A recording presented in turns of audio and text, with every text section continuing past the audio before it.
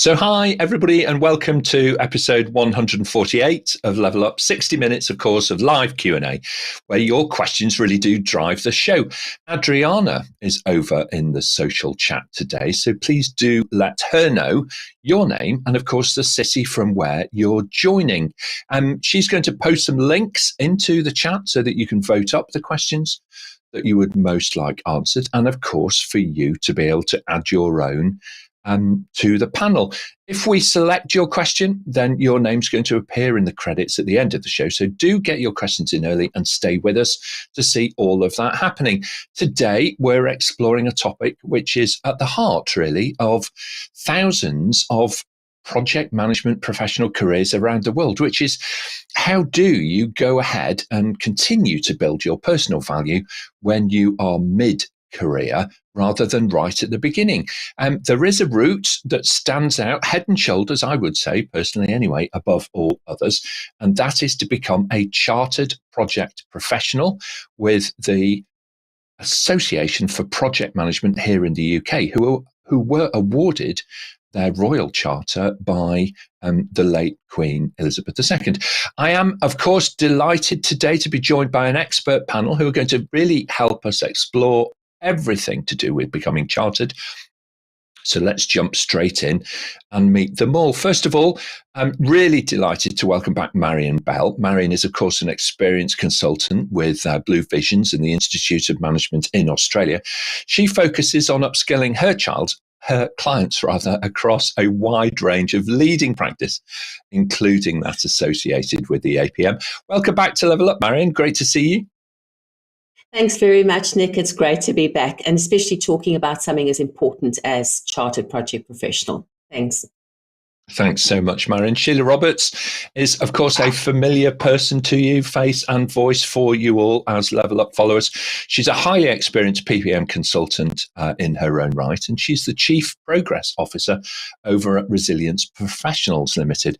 Sheila is also, of course, a Chief Examiner, and in addition, she holds the status of Chartered Project Professional herself. Welcome back to Level Up, Sheila. Thanks very much, Nick. Really excited to be part of this panel because I think Chartered is a brilliant opportunity for everyone wanting to take the next step. Excellent. Thank you so much. Karshagen is a learning program director over at QA Limited here in the UK, where he focuses on assisting candidates to do the preparation work and submit their applications for chartered project professional status. So he's right at the heart of this process. He mentors and coaches people on leading practice and gets them, helping them really to kind of bring their submissions together, setting them up for success in the process. Welcome to Level Up, Carl. Great to see you. Great. Thanks, Nick. It's always good to see the aspirations of others and being able to help develop their capability and see them progress from very early stages all the way through to chartered level. Mm-hmm. So thank you for the privilege of being able to serve this afternoon. Oh, excellent. We're delighted to have you on board. Raj Khanna, he is, of course, director and lead trainer over at Raj Khanna Associates, and he has successfully mentored multiple candidates through their Chartered Project Professional Award, and is a big fan of using Praxis framework as part of that. So welcome back to Level Up, Raj. Great to see you. Great to be back, Nick. And I do believe project management, like other professions like chartered, accountants, engineers, etc., we really should now be looking for project managers who can demonstrate their chartered award, as we'll hear. And I'm really looking forward to the session to see the kind of questions we're going to be getting from our audience. Thank you.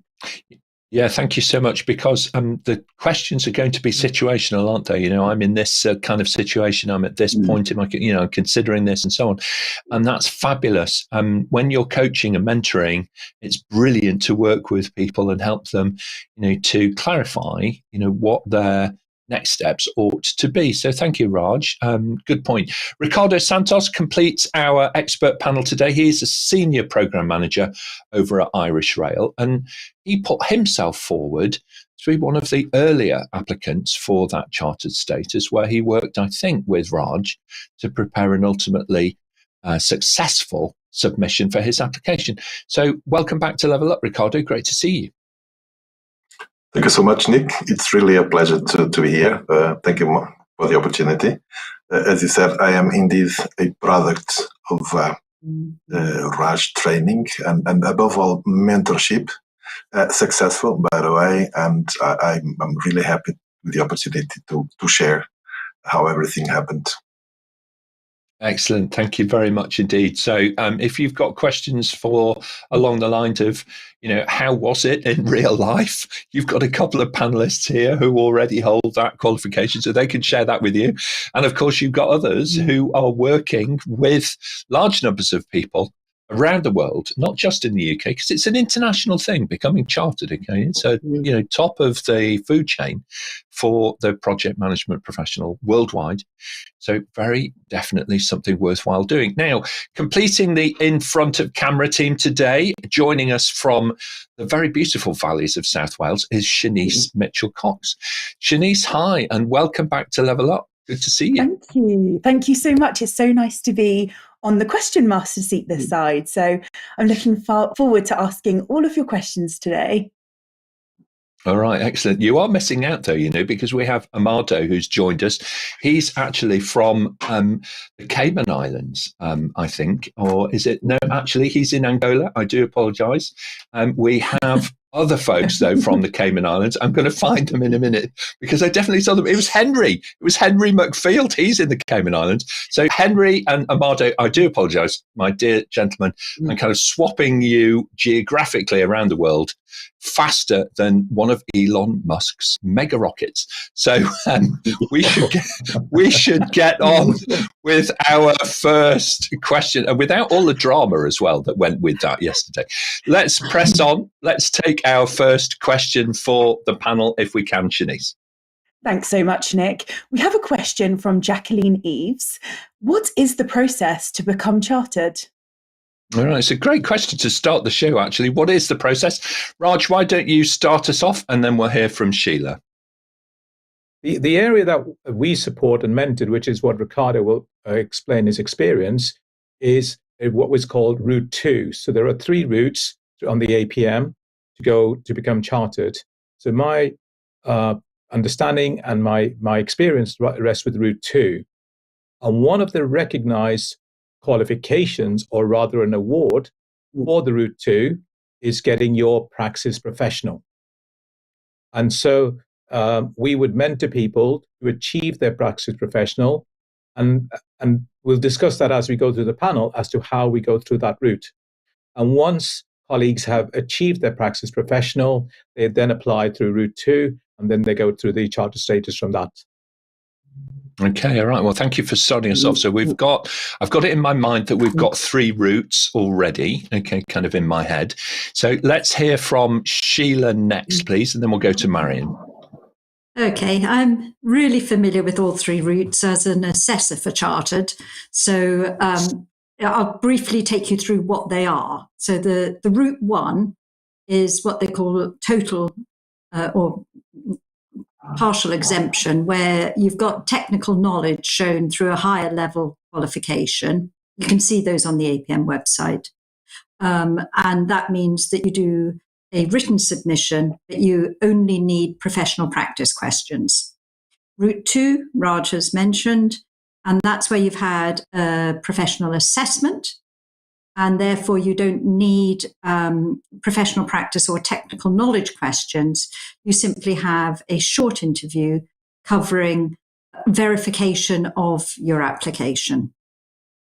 It makes sure that you're still live and practicing ethics and so on.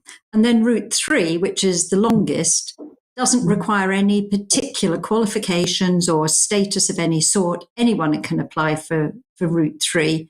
And it goes through a 2-stage where you do a full written application showing your experience.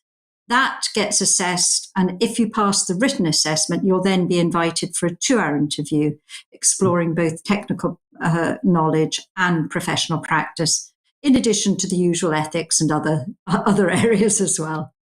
Okay, all right. Thank you very much. So there's plenty of choice there. And what I really like about that is that it reflects the diversity of the nature of the careers that people have in different industries and different parts of the world, different geographies, and also as a project manager, certainly when I was a consultant, I never got to be a project manager. I led some engagements, but I would never claim to be a project manager.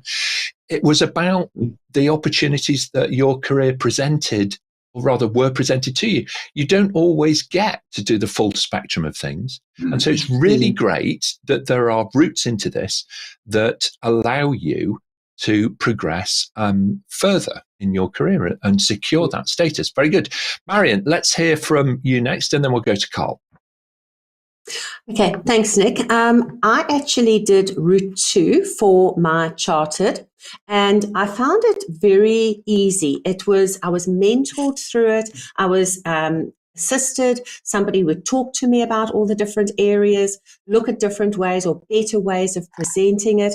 I learned so much about project management through the Praxis professional, and just really how to tie all the different sort of knowledge areas and competencies together. I have a number of colleagues who have been in project management for years, sort of similar age to myself, and they tried to go through Route 3. And not one of them has been successful yet. So if anybody's looking at the different routes, to have somebody help you and mentor you through a process like Praxis Professional really is worth the time, worth the effort, worth the money. It's really a 6-week process, and you could probably do it earlier than that or sooner than that. But at least you know when you actually submit your application that you've got a fairly good chance of getting through it.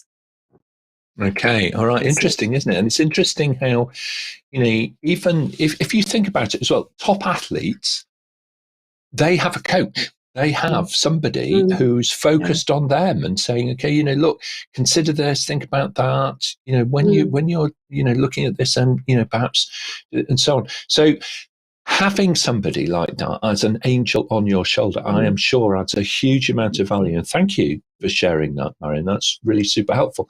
Carl, your thoughts, then we'll hear from Ricardo. Yeah, thanks, Nick. I achieved my charter status through Route 1, having the APM PPQ or PQ qualification behind me. I had nobody to mentor, coach me. I went in blind, dead cold.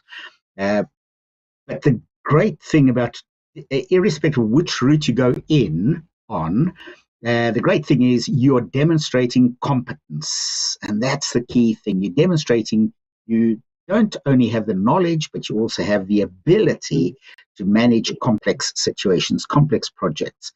And that's important. And I echo the Sheila's sentiments around having a coach, having a mentor. I see so many people who attempt to do it on their own, and they fail at that first hurdle at stage 1. The application isn't accepted because it is not of the requisite quality. They're not providing the evidence in a compelling manner. And quite often it's just the way you write things, first person. Project management is about a team event. It's a team sport. Yet, when it comes to chartered, this is where you have the right to brag about what you have achieved, what you've done. And that's what you're going to demonstrate. I, me, my.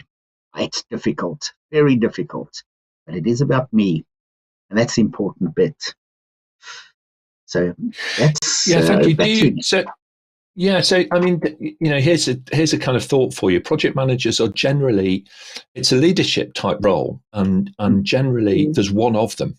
There's one of them. Okay, it's not like, okay, who's going to be project manager today? Oh, I don't know. Go on then. Why don't you have a go? It's not like the apprentice program. Okay, so in that kind of role, I'm just thinking that over time, perhaps, just perhaps, we may become conditioned as project managers to imagine that we have to do everything on our own, because we don't have, somebody kind of by our side coaching and mentoring. So I just wonder if it's part of that conditioning of an adult over time, if you're constantly doing that role, that perhaps you don't tend to look outwards, you tend to look to your own resources first. Just a thought. All right, let's press on. And Ricardo, you prepared for this and you were successful in it. What are your thoughts on the process itself before we go back to Sheila? I think that you've touched the very aspect that is the key of everything.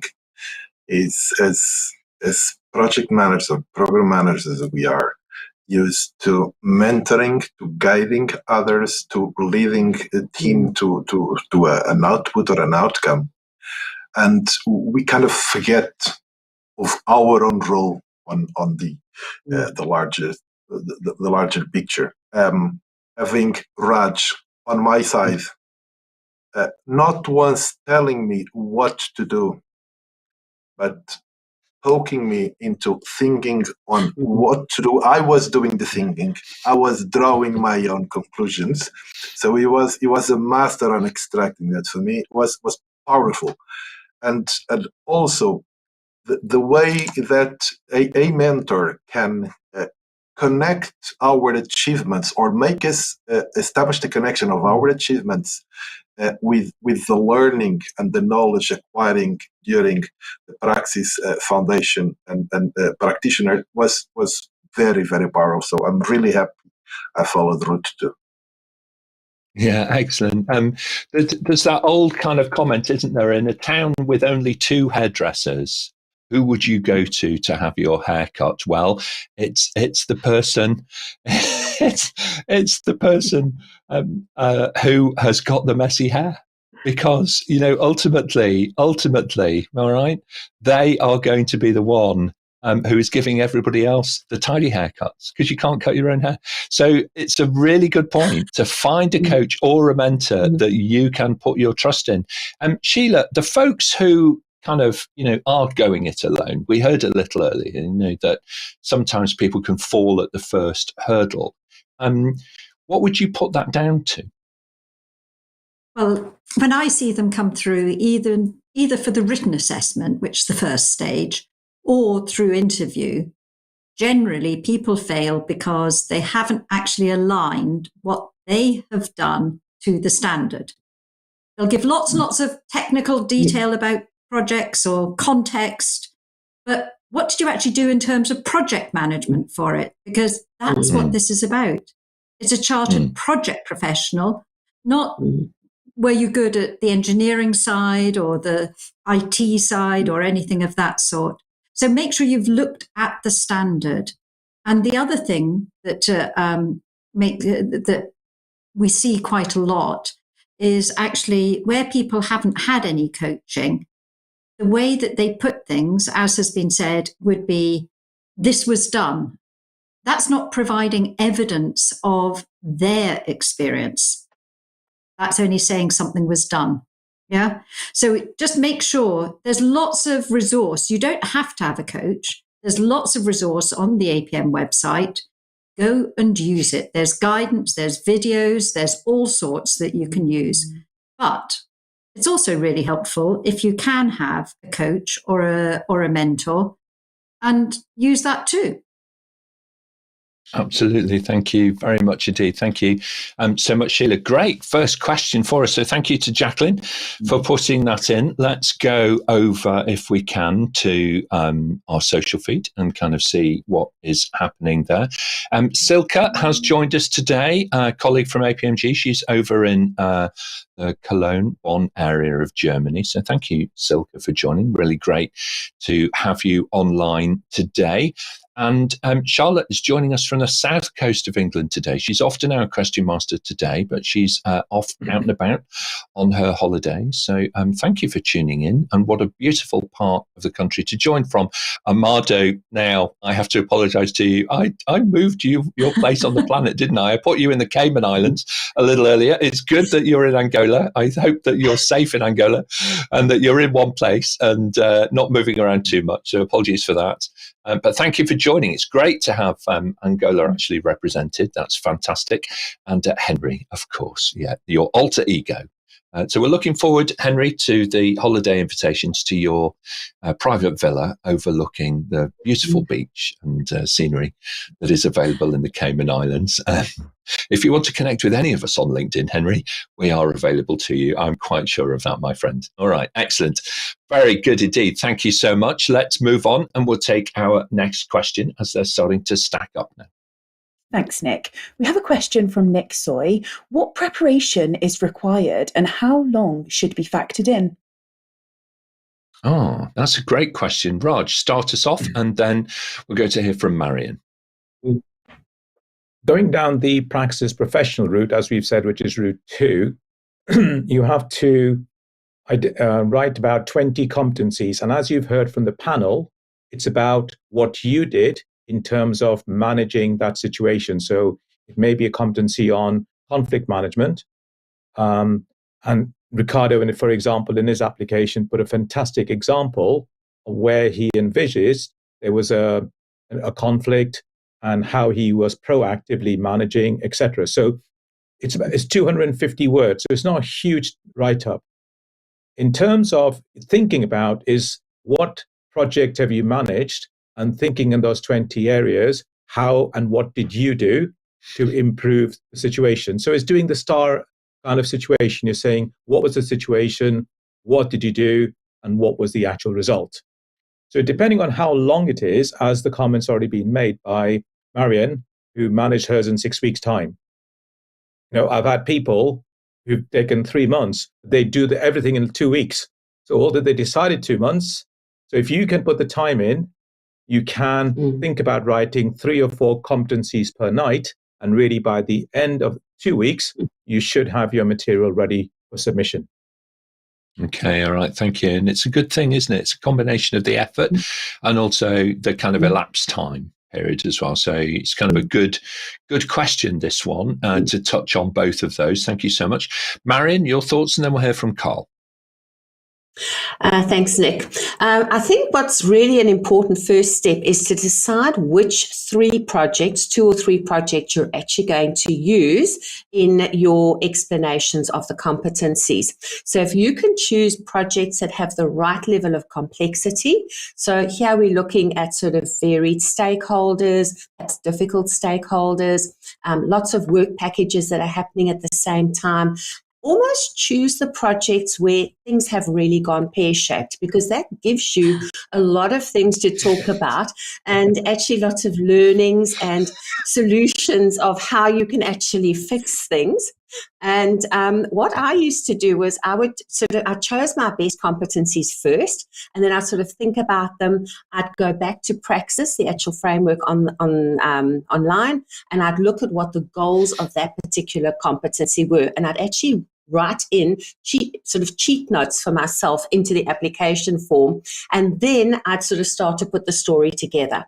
You're only allowed 250 words. So I'd do a rough story and I'd perhaps go up to say 300 words, and then I'd walk away from it and come back the next night and then have another go at it. And again, looking at making sure that I'm including as much information around all the sub-competencies as I possibly can. And just sort of having a couple of different looks at it. And then finally, after I've spoken to my coach, get the best 250 words. Because if you've only got 250 words, you've got to make sure that each and every word counts. So it's almost looking at how you use your grammar and your language as well. Thanks. Yeah, absolutely. There's a real art to being the editor, and crikey, Marion, I would have to edit my project career because there were more lessons learned. I think when I was involved in projects, I had a lot of lessons to learn. So there you go. But I enjoyed learning them. Yes. So there we are. Excellent advice. Thank you, Marion. Carl, your thoughts, please, and then we'll hear from Sheila. Thanks, Nick. Yes, I echo what Marion said there. However, there's also the fact that there's a very, very good candidate guidance document. And I think we sort of skim read that. We go straight into the detail around, here's a competence. What are they asking me to do? But the text that precedes that, the first 18, 19 page in that guidance document is invaluable. There are hidden nuggets all over the show. And yet when we start writing, we misinterpret what the assessment criteria are asking us to do. And we go off at a tangent. So I would say in the preparation, yeah, we can do it within 2 weeks, 3 weeks. Take a little bit longer than that, though. Go back, write your competence statement. Go back and make sure that you have captured evidence against minimum 4 assessment criteria per competency, and that you are definitely answering the assessment criteria. Demonstrate how you have developed and maintained, let's say, a change control system. Most people go straight into, I capture the changes. There's nothing in that evidence around developing and maintaining. And that's a challenge when I mentor. Go back and say, read that very carefully. And I like Marion's approach, 300 words, write 300 words. It's more than the 250 maximum. You can always cut down. I've just had a situation in the last 3 weeks where one candidate wrote 500 words per assessment criteria. That is 2,000 words per competence. Man, and trying to reduce that was a nightmare. And then on Monday, I had somebody who presented 120 words in total for 4 assessment criteria per competence statement. That's too little. Get as close to 250 words as you can. Yeah, it's a good thing, isn't it? It's a good thing to kind of read the guidance, and that's where having a second opinion is always worthwhile. I did once receive somebody's CV application for a job, and it said that over the 10 years that they were in their organization, they were responsible for all the complaints. And so I understood what they meant, but perhaps how they'd written it was not ideal. And so it's always worthwhile having somebody else kind of look at your content, okay, and make sure that it's fit for purpose. Sheila, and then let's hear from Ricardo. Thank you. And people have covered a lot there. Just a confirmation, there's 12 competences that have to be covered, 4 criteria for each. Some people advise that you should only write against 4 criteria. In terms of risk management, I always think you're better to go for an extra one, because if you've missed the point on one, gone off at a tangent or something, then you've got another one up your sleeve. You don't want to underperform there. But the other thing in terms of preparation, as has been said, when you've done it, go back to the standard and the guidance, check against it. It's like any other test. Make sure you've answered the question. Yeah. So do go back and check it. And on the APM website, there is a readiness checker as well that you can use, and that will help you to guide you through with the project experience you've got, where you can tick off and say, yep, okay, I've got something against these different criteria for the projects I'm thinking about submitting. And you don't have to submit more than one project. You can, to cover all the areas, but there are people who absolutely succeed having submitted one project overview. Yeah, thank you very much indeed. That's very helpful guidance. Thank you, Sheila. And it shows the power, doesn't it, of having somebody who's, coaching in this area and understands it, and assessing. And it's brilliant to have an assessor actually as part of the panel today. Excuse me. So we feel really privileged. So thank you very much indeed for giving us great insight. Now, Ricardo, it might be one thing for a native English speaker to interpret some of the nuance of the English language when it comes to this kind of guidance. Not always so easy if English is your second or your third language. What's your experience in that regard? Absolutely correct. You are absolutely correct. So when I heard Raj mentioning the 2 weeks, I was a bit shocked. Listen, the advice is treat your process to achieving the ChPP status as a project. So invest your time in thinking, in structuring, in planning and preparing, choosing projects, the right projects based on your preferred or on your better competencies is a significant task. Collecting evidence of what you've done is a huge task. Then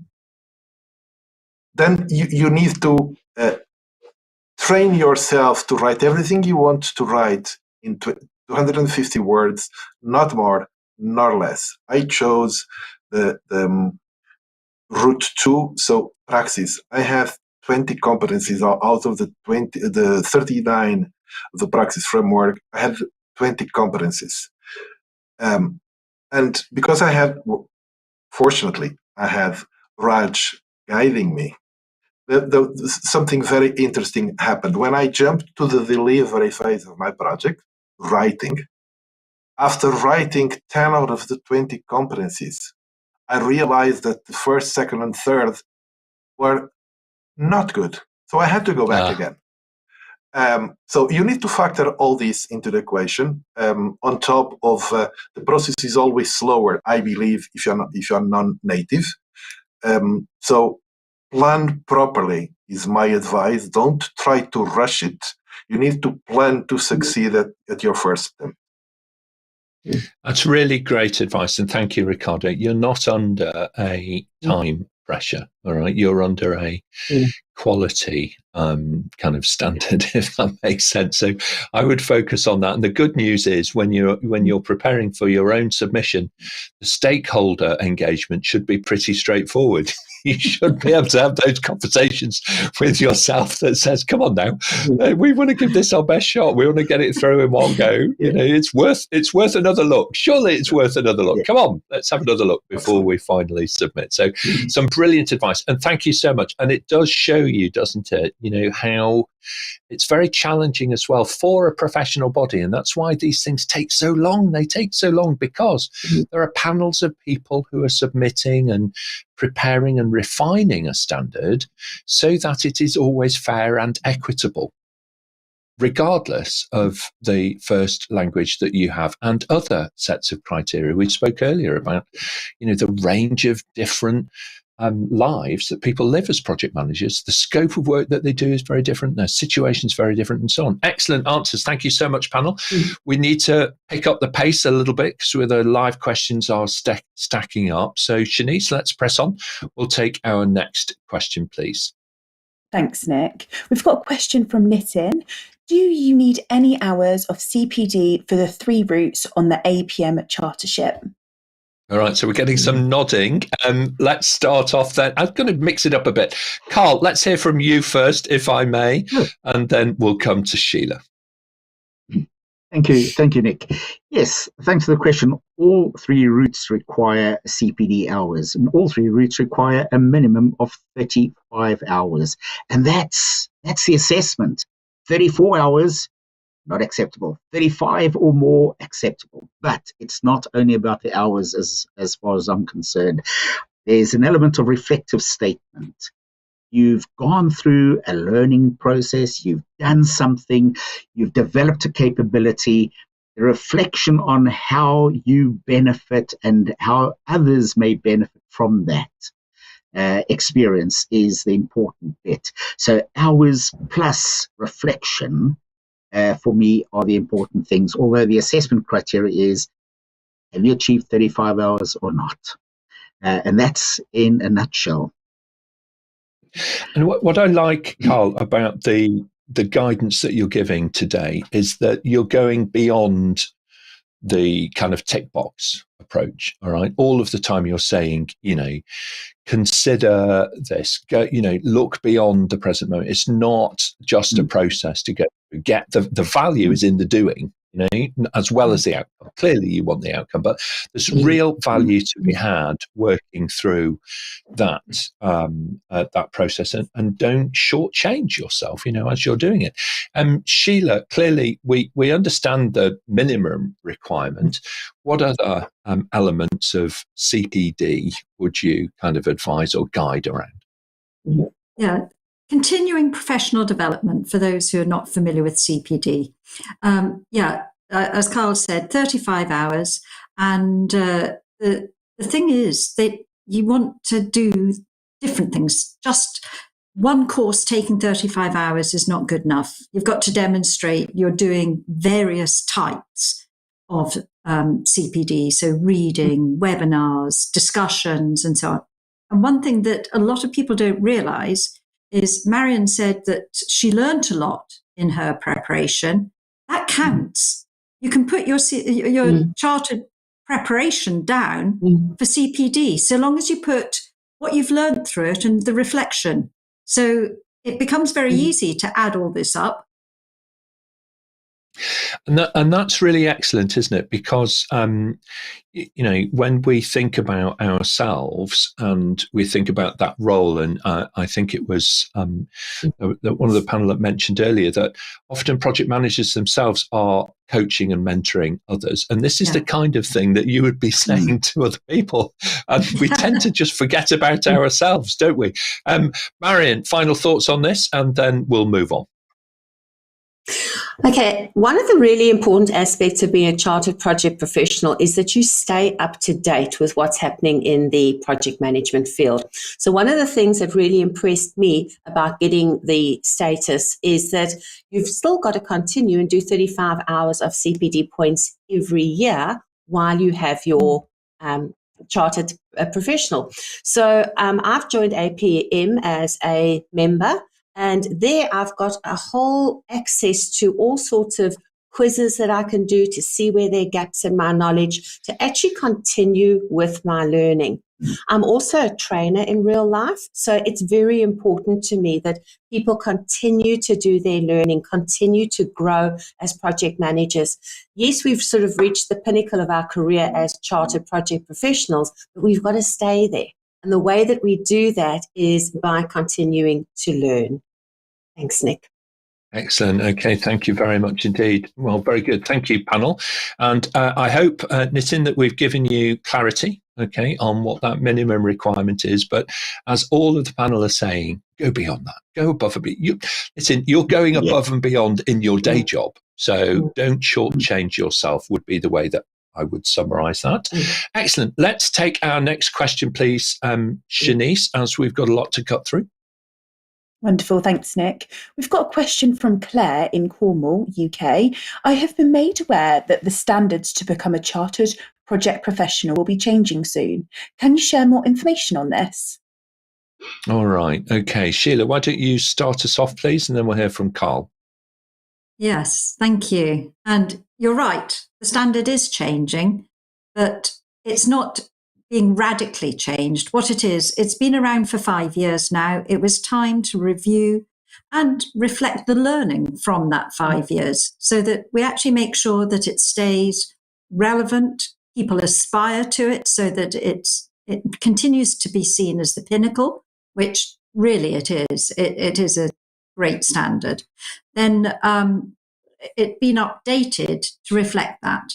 It still means you've got 12 competence areas to answer, but what they've done, whereas currently you've got 10 mandatory and then a choice from elective where you have to choose 2 more, in the future you've got 7 mandatory, but some of those have been combined. So leadership and team management, which has had lots of overlap, then they'll go together nicely, won't they? But then for the electives, you're going to have more choice. And so therefore, out of the elective competences, you'll choose 5 of them in future instead of 2. So Carl, I'm sure you've got more to add there. Yeah, thank you. Let's bring in Carl, because also Carl, in your thinking, perhaps you'd be able to help us well, just kind of signpost, for those of people who are perhaps halfway through their preparation, is this something which is imminent, or is this something, where is the horizon? What's the time horizon for this? That is a very, very good question, Nick. Let's deal with that first. So those who on the current competence framework, second edition of the APM's competence framework and the associated assessment criteria for chartered, this cycle's final acceptance date will be in July. So they need to submit by, I forget the exact date, but by the middle of July, and their results will come out after that.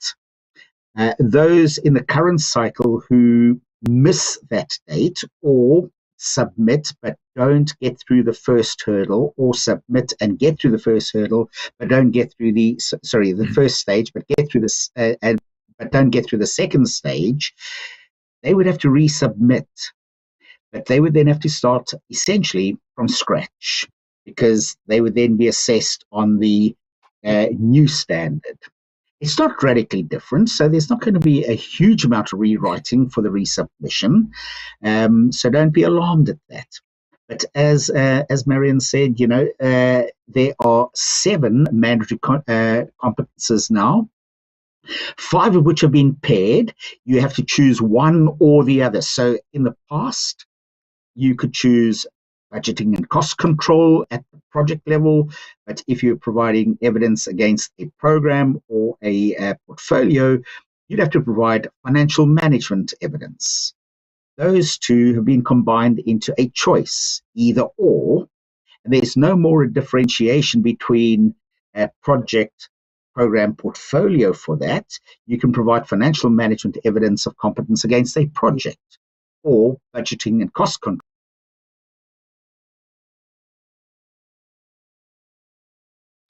Okay. I think we've got a bit of a technical problem. We've just kind of lost Carl briefly.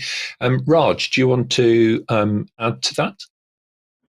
I think the one thing that having Praxis Professional is route 2. I think what we've heard at the moment, for I understand, is some of the competencies associated with route 3, where people are going through. So at the moment speaking, there is some conversation going on between deciding how do those competencies affect the Praxis Professional route, possibly route 1. So, as Marion and Ricardo have said, a lot of people who've gone through the route 2, looking at Praxis Professional as their chartership, have found it a lot better and an easier process to do, because you do your mentoring and you go through that process.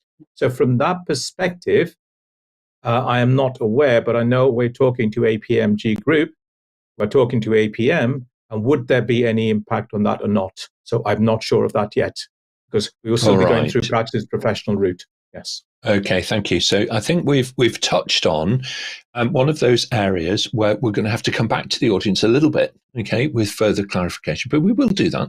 We've got time to do that. We're a kind of 3rd week of April, and mid-July is where we're aiming for. So if you are preparing, mid-preparation and so on, then worry ye not, we will be at your side. Now, one thing that you can do, and I'd advise everybody in the audience to do this, please, is that you'll find a little link on the APMG International website for today's event. Go to the events page and you'll find it.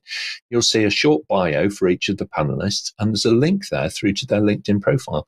So all panelists welcome professional LinkedIn connections. So if you would like to, please do click on that link. You'll go straight through to Sheila or Marion or Raj or Ricardo or Carl's profiles, or indeed mine, and you can link up with us, okay? And then you can continue the conversations one-to-one, because that's an important part of what we're doing here, okay?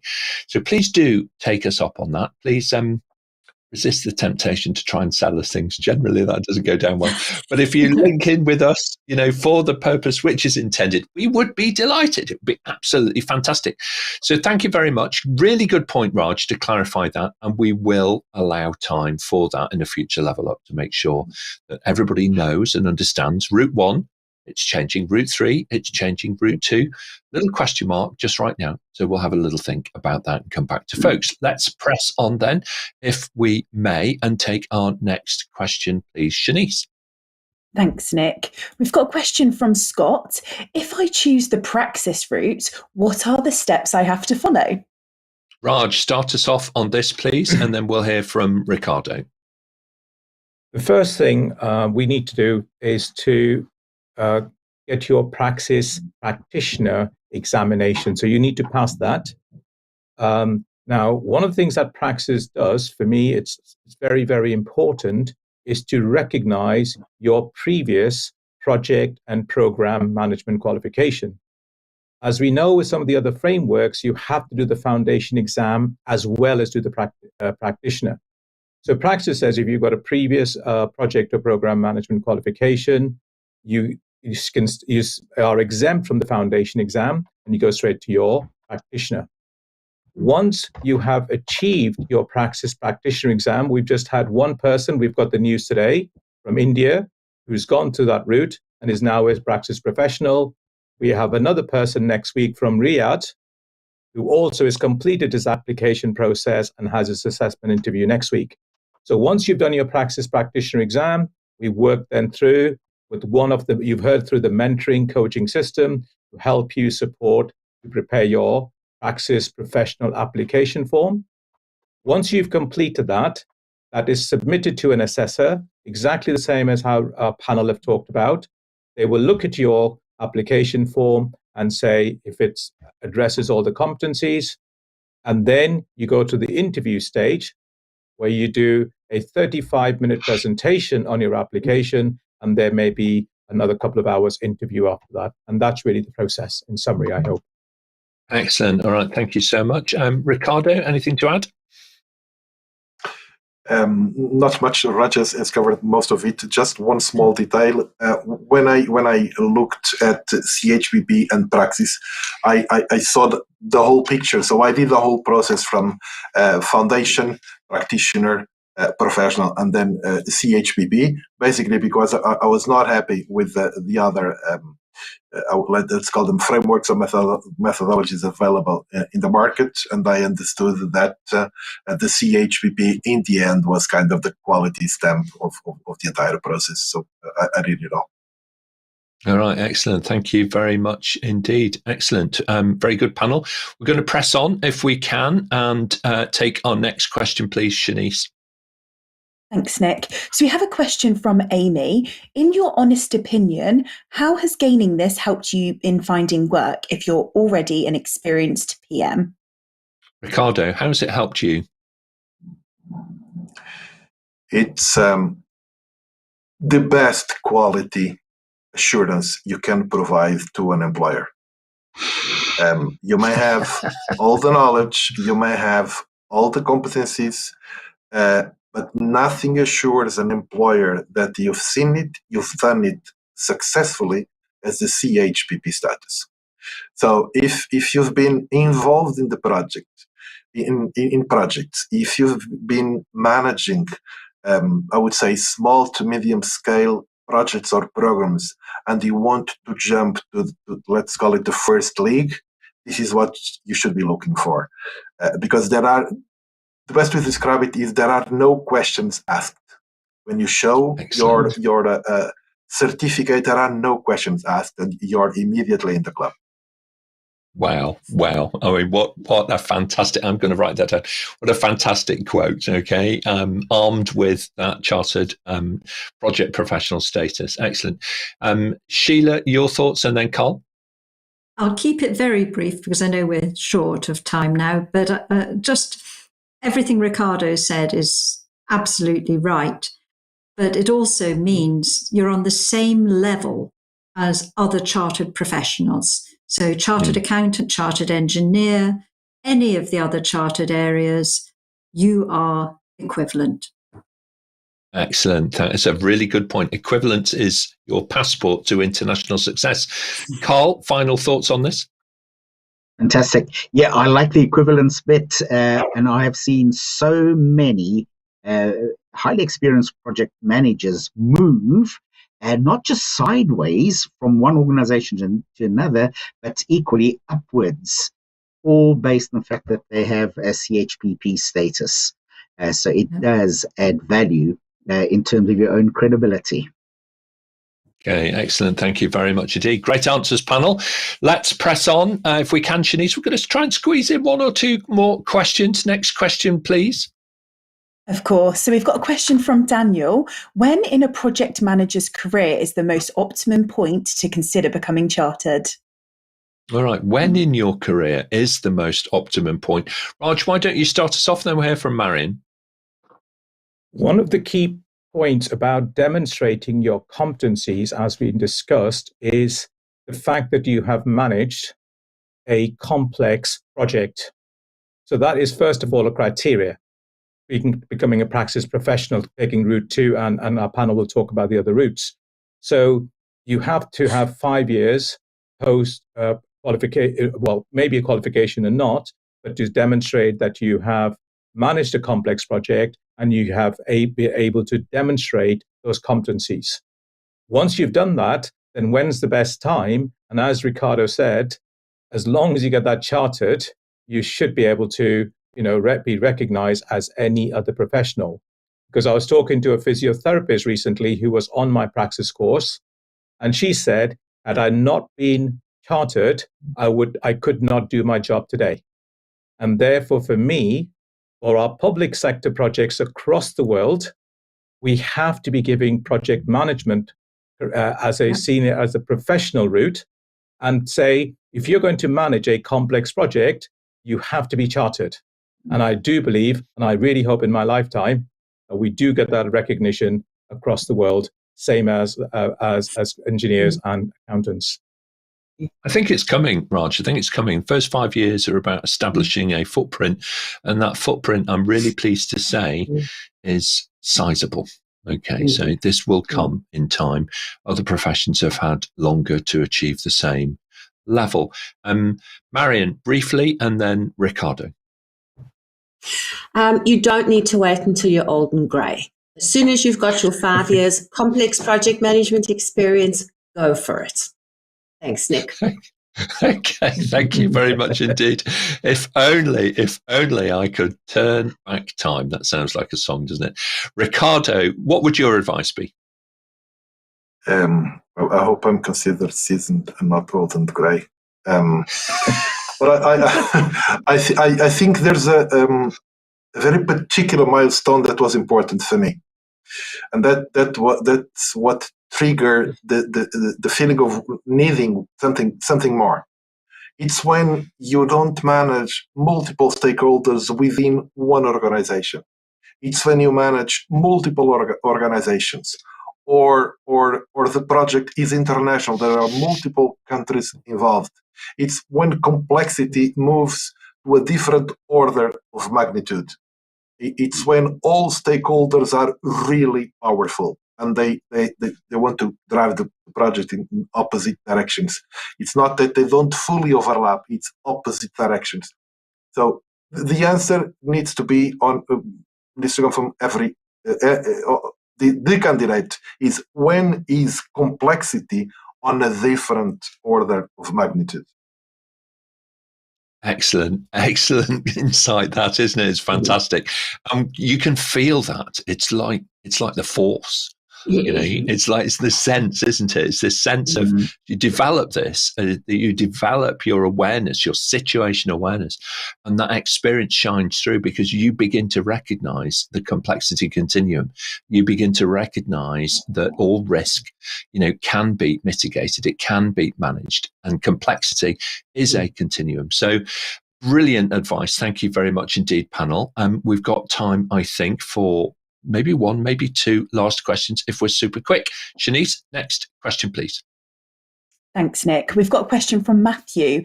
Do you see ChPP becoming a differentiator in recruiting for senior PMs in the future? Okay.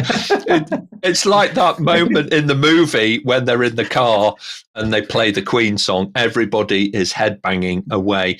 Very briefly, panel, who wants to take this one? Raj, I'm going to come to you. Okay. A definite yes, as my answer to the previous question. And I hope, certainly in my lifetime, it does happen. Yeah, absolutely. Thank you so much indeed. Ricardo, and then we'll hear. So Ricardo next, thanks. With artificial intelligence tools playing a significant role in the recruitment processes, these 4 letters will mean that you will immediately qualify and be shortlisted for sure for, I would say, the higher level projects or programs. So clearly is and will be a fantastic differentiator. Yeah, thank you very much. You're quite right. You know, a large language model is not a substitute, all right, for the contextual knowledge and understanding that human beings bring, and you can spot it. You can spot it like you can spot an unauthentic answer. You know, from the heart is where you become chartered. It's in you. Just get the coaching to help you bring that out. Sheila, your final thoughts on this? Yeah, it will definitely be a differentiator. And you were saying about it being a requirement for anyone in the future. Currently, it can't be a license to practice for legal reasons, which I won't bore people with. But I think it will become a de facto license to practice because everyone will demand it, which is just as it should be.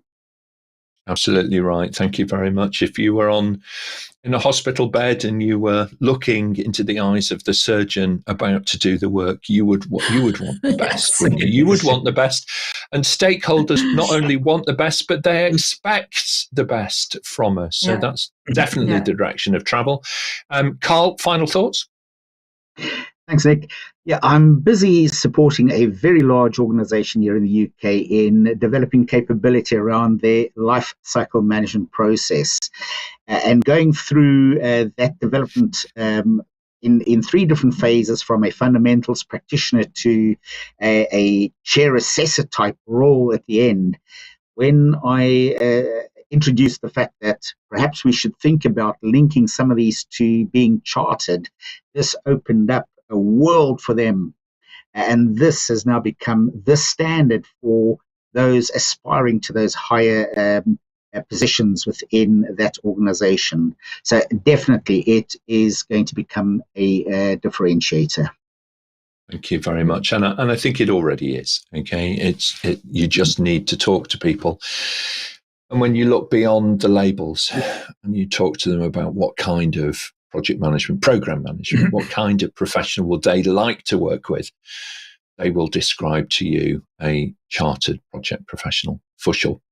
Excellent. Thank you very much indeed, panel. Wow, what a fascinating event it's been today. So we're going to walk around the panel and get your closing remarks. Ricardo, if I may, I'm going to come to you first and then to Raj. So, number one, ChPP, definitely a differentiator. My preferred route is route number 2. I strongly recommend. And so the third aspect is about effectiveness and efficiency. Go with a mentor, with a coach. Be effective. Do it the best you can in the shortest time possible and be successful at the first attempt. Thank you so much, Ricardo. Great advice there. Raj, and then we'll hear from Carl. I think the key point, becoming a differentiator, one of the things that the charter status demonstrates is your ability to apply what you've learned. Whereas some of the other methodologies or frameworks, whatever you call them, what they've done is they've given you a badge to say you've passed an exam, but you haven't demonstrated that you can actually drive the car. And going down the Praxis professional route and then onto the chartered route, which Ricardo said, does demonstrate that you can actually drive, and you can actually drive very, very well. Excellent. Thank you very much indeed. Carl, your thoughts, and then we'll hear from Marion. Don't sell yourself short, folks. We all have that experience. We all have that capability. The tool on APM's website, the matrix tool that helps you determine where your strengths and weaknesses are around different competences, use that, but don't sell yourself short on any of your capabilities. Okay, all right. Thank you very much indeed. And there's some great content actually available for you as well on screen, which links you through to one of the routes for that, for that second choice for you. Marion, your thoughts on today, and then we'll hear from Sheila. Thanks, Nick. I think it's not only about giving potential recruiters or potential companies confidence about your abilities, it's also giving yourself confidence that you can actually do this. So if you're involved in a really difficult project, you can say to yourself, hang on a second, I've got this chartered project professional, I can do this. The knowledge is there somewhere, just got to figure it out. Thank you very much indeed. It's a good point, isn't it? It's the figuring out bit that's always tricky. That's why you need some help. Excellent. Thank you. Sheila, your thoughts on today? Totally agree with the other panelists, but I would say don't just focus on route 2. All the routes lead to success.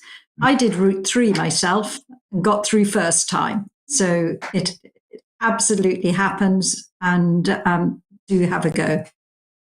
Okay, excellent. Thank you very much indeed. Good advice there, Sheila. Thank you. Shanice, it's been a fascinating journey through the world of mid-career people, as they explore that kind of intangible value. How do you add value to your own CV when you're working flat out? Fascinating. Your thoughts on today? It was so great. The energy from all the panelists was just fantastic. And the answers you gave were so inspiring. So thank you so much. And thank you to our viewers that have given questions. Great questions. And you always drive our show. Yeah, that's absolutely true. I completely echo that, Shanice. I kind of feel now that I could, I feel set up to succeed with any of the coaches, all right, in front of me, any of the coaches. So I'm not quite ready to run the London Marathon, but I am ready, I think, professionally to think about where do I go next. So that's really great. Thank you so much, everybody. Look, I'd like to thank our panel on behalf of everybody online. Okay. The audience is, of course, our producers of the show. They put in the questions, but on behalf of them, thank you so much, panel. You did an absolutely great job today. Now then, over on our website, you can, of course, find links to, more than 1,500 questions, actually, that have been asked previously on Level Up events, and also other interviews that we've done. We have a great podcast series that you can listen to. And we also have the Midday Mentor series and our Connect series as well, where lots of questions have been curated and they're available to you to search and find the answers in real time. You can also, of course, listen to the audio versions of the shows on your preferred podcast platform. So do look them up. Coming up next on Level Up on Monday, the 24th, we explore how to become an agent for change inside an agile environment. How do you go about doing that? Sharing some really practical hints and tips along the way. Wednesday, it's Webinar Wednesday. Always remember that for APMG. Webinar Wednesdays, very popular. And this week, it's all about digital skill shortages and how to go about fixing those using the SOPHIA framework, the Skills for the Information Age framework. And then a week from today, we're going to come back on Level Up to looking around business cases, and in particular, how to build better business cases. It's a core skill we're often asked to participate in as professionals across all disciplines, is the development and writing of business cases. So do join us for that event. Full details are, of course, over on our website. Subscribe to the show and we'll send you a personal summary of what's coming up next and how you too can join us here on the panel and level up your career with APMG. Thanks very much, everybody. We'll see you next time.